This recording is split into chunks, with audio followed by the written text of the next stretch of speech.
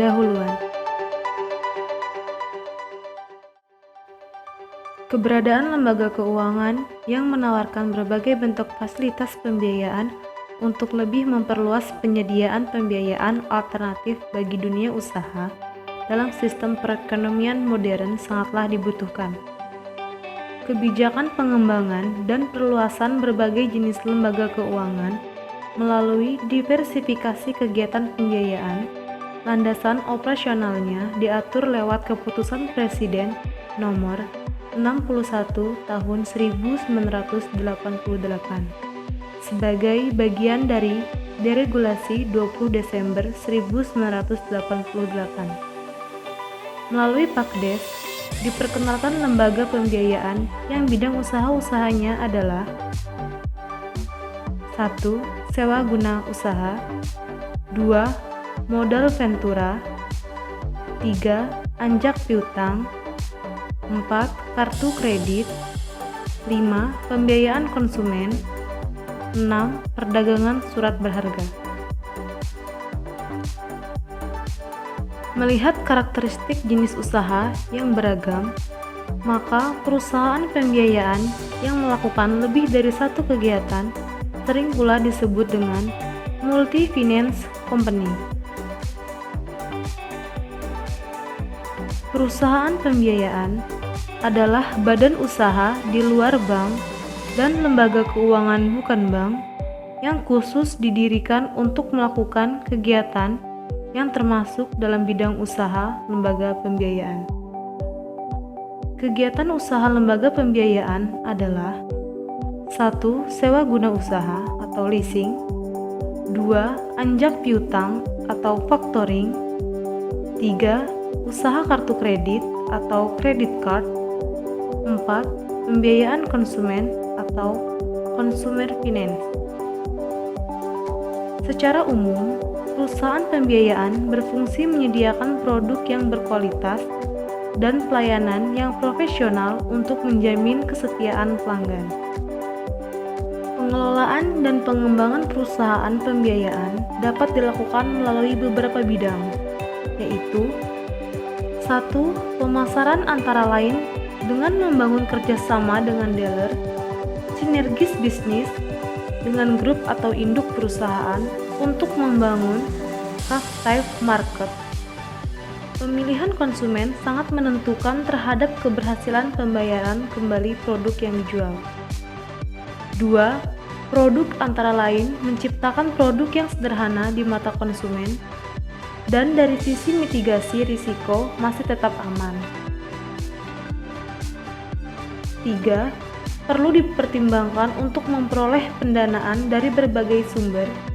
Risiko terhadap kenaikan NPL (non-performing loan) dapat dijaga apabila produknya hanya dijual kepada konsumen yang telah memenuhi kriteria kelayakan dan risiko yang dapat diterima.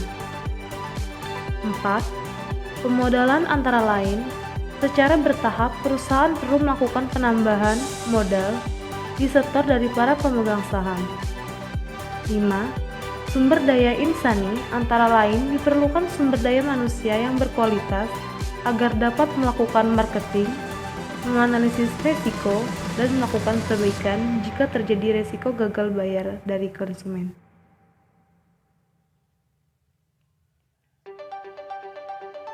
Di samping itu, perusahaan pembiayaan harus mempunyai program kerja yang jelas, komprehensif, serta dilakukan pemantauan secara terus-menerus untuk mengetahui apakah program kerja dapat dilakukan sesuai yang ditentukan, dan apabila ada kendala bagaimana cara mencari solusinya.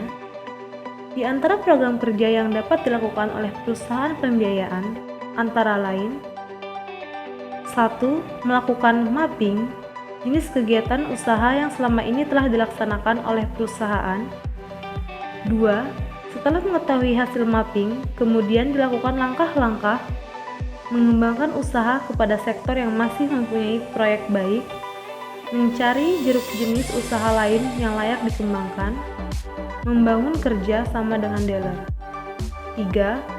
Sedangkan bagi sektor usaha yang mempunyai non-performing loan atau NPL tinggi, perlu dilakukan langkah-langkah menilai kembali apakah masih dapat diperbaiki dengan restrukturisasi, melakukan serangkaian negosiasi dengan konsumen untuk melakukan pembayaran, melakukan penagihan ataupun mitigasi bila mana tidak mungkin dapat dibayar kembali. 4. Diversifikasi dalam funding untuk memperbaiki struktur pendanaan. 5.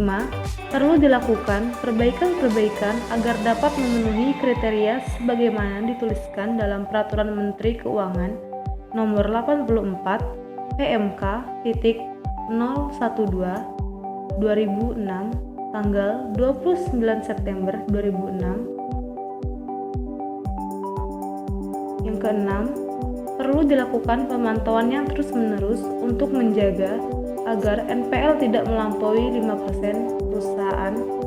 Juga perlu melakukan diversifikasi pembiayaan agar terjadi penyebaran risiko. 7. Meningkatkan dan mengoptimalkan sumber daya manusia.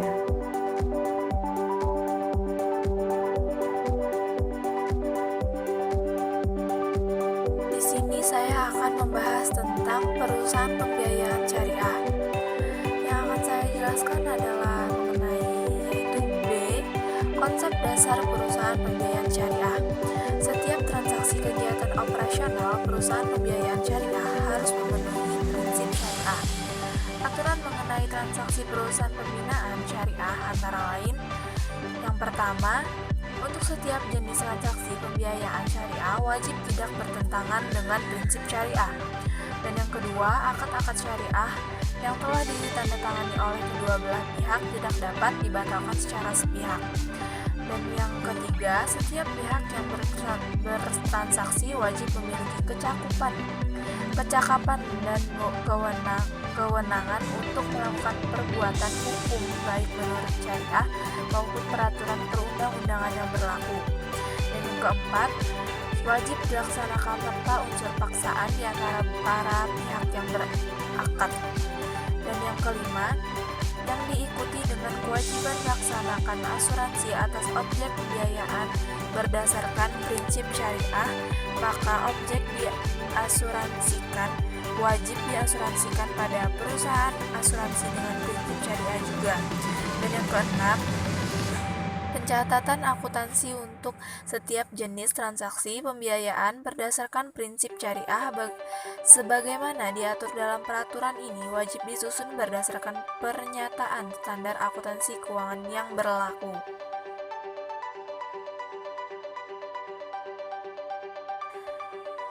Dan bagian C, perusahaan leasing syariah. Istilah leasing berasal dari bahasa Inggris to lease yang berarti menyewakan. Perusahaan leasing di Indonesia disebut perusahaan sewa guna usaha. Kegiatan usahanya bergerak di bidang pembiayaan untuk keperluan barang-barang modal yang diinginkan oleh nasabah. Pembiayaan di sini artinya jika nasabah membutuhkan barang-barang modal seperti peralatan kantor atau mobil dengan cara disewa atau dibeli secara kredit, maka pihak leasing dapat membiayai keinginan nasabah sesuai dengan perjanjian. Dalam setiap transaksi leasing terdapat paling tidak 5 pihak yang berkepentingan, yaitu yang pertama adalah lessor, yaitu pihak yang menyewakan barang dan dapat terdiri dari beberapa perusahaan. Lessor merupakan perusahaan yang menyediakan jasa pembiayaan kepada pihak lease dalam bentuk barang modal. Dan yang kedua, lessee adalah perusahaan atau pihak yang memperoleh pembiayaan dalam bentuk barang modal dan lessor. Lessee dalam financial lease bertujuan mendapat pembiayaan berupa barang atau peralatan dengan cara pembayaran angsuran. Dan yang ketiga adalah supplier, adalah perusahaan atau pihak yang mengadakan atau menyediakan barang untuk dijual kepada lessee dengan pembayaran secara tunai oleh lessor. Yang keempat, bank terlibat secara tidak langsung dalam kontrak tersebut, namun pihak bank memegang pembiayaan dana kepada lessor, terutama dalam mekanisme leverage less di mana sumber dana pembiayaan lessor diperoleh melalui kredit bank. Dan yang terakhir adalah asuransi, merupakan perusahaan yang akan menanggung resiko terhadap perjanjian antara lessor dan lessor, di mana dalam hal lessor dikenakan biaya asuransi dan apabila terjadi sesuatu, maka perusahaan akan menanggung resiko dari barang yang dileasingkan sebesar sesuai dengan perjanjian. Usaha leasing syariah dilakukan berdasarkan akad ijarah dan akad al-ijarah al-mutayyah bil al-tamlik. Yang pertama adalah ijarah. Akad ijarah adalah akad penyaluran dana untuk memindahkan hak guna manfaat atas suatu barang dalam waktu tertentu dengan pembayaran sewa ujrah antara perusahaan pembiayaan sebagai pemberi sewa atau mu'ajir dengan penyewa atau mustajir tanpa diikuti penagihan kepemilikan barang itu sendiri. Yang kedua adalah ijarah al-mutahiyyah di at-tamlik. Ijarah mutahiyyah bit tamlik adalah akad penyaluran dana untuk pemindahan hak guna atau manfaat atas suatu barang dalam waktu tertentu dengan pembayaran sewa atau ujrah antara perusahaan pembiayaan sebagai pemberi sewa atau mu'ajir dengan penyewa atau mustajir disertai opsi pemindahan hak milik atas barang tersebut kepada penyewa setelah selesai masa sewa. D. Anjak piutang syariah. Anjak piutang atau factoring dapat didefinisikan sebagai transaksi pembelian dan penagihan serta pengurusan piutang atau tagihan jangka pendek klien atau penjual kepada perusahaan anjak piutang. Kemudian akan ditagih oleh perusahaan anjak piutang kepada pembeli karena adanya pembayaran kepada klien oleh perusahaan anjak piutang. Dari definisi di atas dapat dipahami bahwa kegiatan pokok anjak piutang adalah 1. Pengambil alihan tagihan suatu perusahaan baik dengan cara dibeli atau dengan cara lainnya sesuai dengan kesepakatan. 2. Penagihan piutang perusahaan klien. 3. Mengelola usaha penjualan kredit suatu perusahaan. Dalam kegiatan sehari-harinya, perusahaan anjak piutang seperti halnya perusahaan lainnya juga akan mencari keuntungan.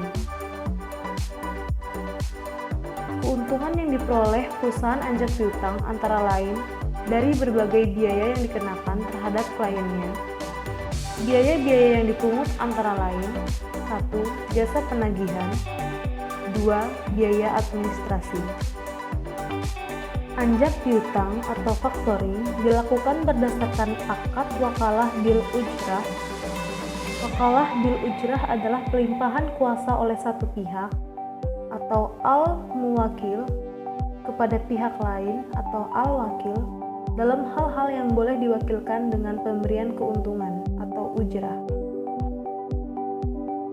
Beberapa istilah dalam transaksi anjak piutang yang dapat ditemui secara umum adalah 1. Faktor, yaitu perusahaan anjak piutang atau factoring company.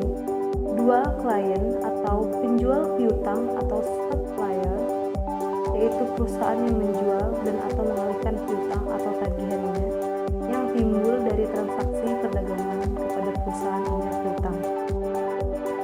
3. Piutang adalah kewajiban pembayaran customer kepada klien atas barang yang telah dibeli dan jasa yang telah diberikan oleh klien kepada customer.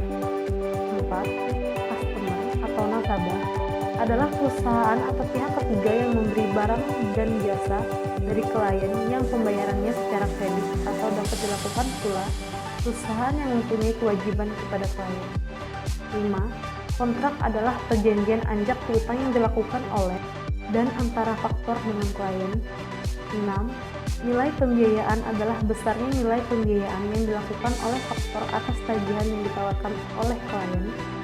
6. Retention adalah bagian dana dari anjak piutang yang ditahan oleh faktor untuk menutup kemungkinan terjadinya penyesuaian jumlah piutang sebelum jatuh tempo, atau dapat pula dikatakan bagian dana dari tagihan yang ditawarkan oleh klien kepada faktor.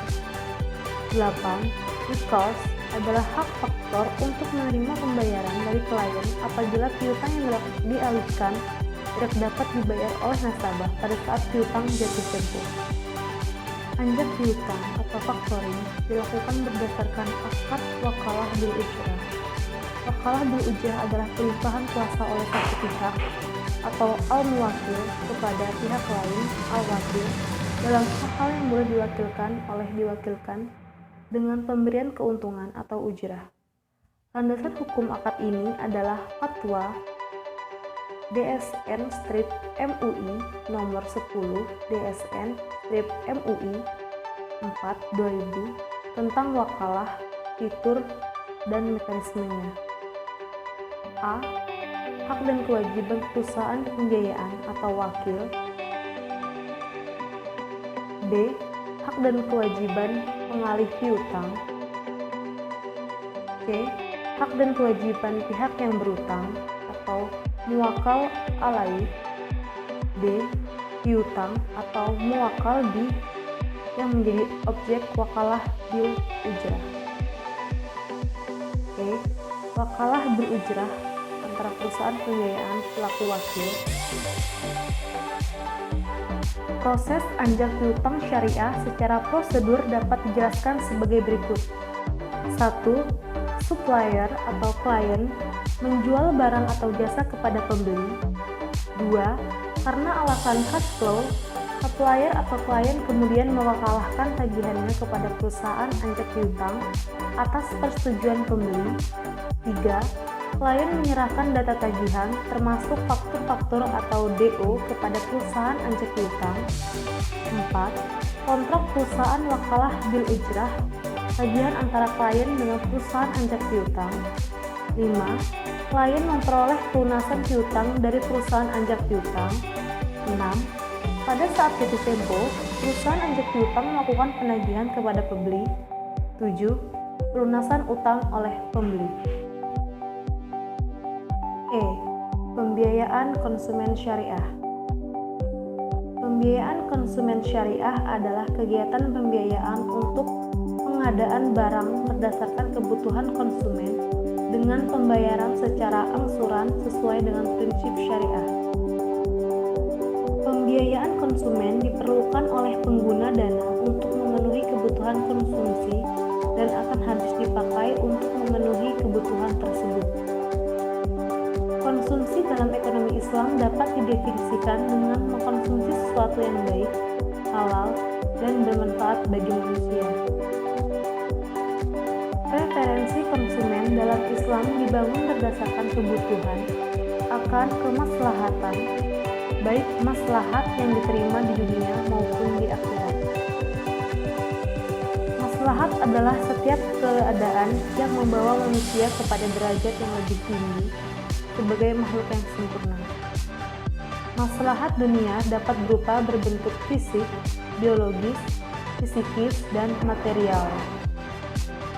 Dengan demikian, dalam ekonomi Islam, konsumen tidak diarahkan untuk memaksimisasi utilitas yang didasarkan pada rasionalitas sempit sesuai dengan anggaran yang dimilikinya.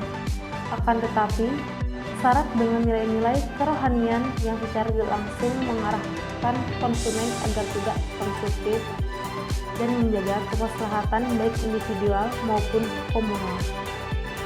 Pembiayaan konsumen adalah kegiatan pembiayaan untuk pengadaan barang berdasarkan kebutuhan konsumen dengan pembayaran secara angsuran sesuai dengan prinsip syariah. Secara umum, prosedur pembiayaan konsumen syariah dilakukan sebagai berikut. 1. Pihak konsumen menghubungi perusahaan pembiayaan untuk mengajukan permohonan pembiayaan yang bersifat konsumtif. 2. Perusahaan pembiayaan dan konsumen menyepakati kontrak sesuai dengan akad yang sesuai dengan kebutuhan konsumen dalam dokumen tertulis yang secara jelas menerangkan syarat dan ketentuan yang disepakati. 3. Penyerahan barang kepada konsumen sesuai dengan permohonan konsumen. 4. Konsumen membayar kepada perusahaan pembiayaan sesuai dengan kesepakatan kontrak.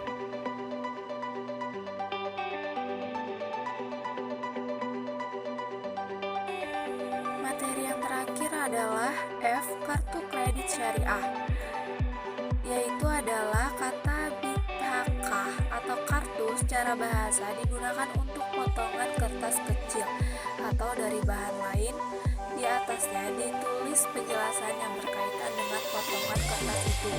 Sementara kata itiman secara bahasa artinya adalah kondisi aman dan saling percaya.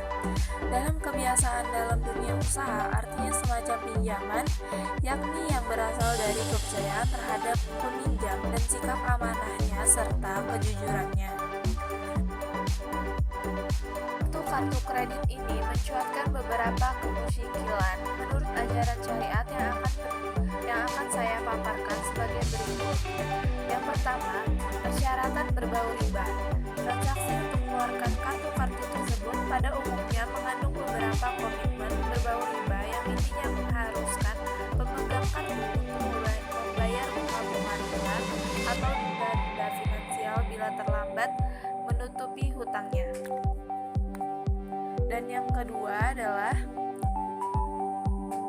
persentase yang dipotong oleh pihak yang mengeluarkan kartu dari bayaran untuk pedagang, yaitu adalah melalui kartu-kartu itu pihak yang mengeluarkan tidak membayar jumlah bayaran yang ditetapkan dalam rekening pembayaran, namun pihak yang mengeluarkan kartu akan memotong persentase yang disepakati bersama dalam transaksi yang tegas antara pihak itu dengan pihak pedagang. Dan yang terakhir adalah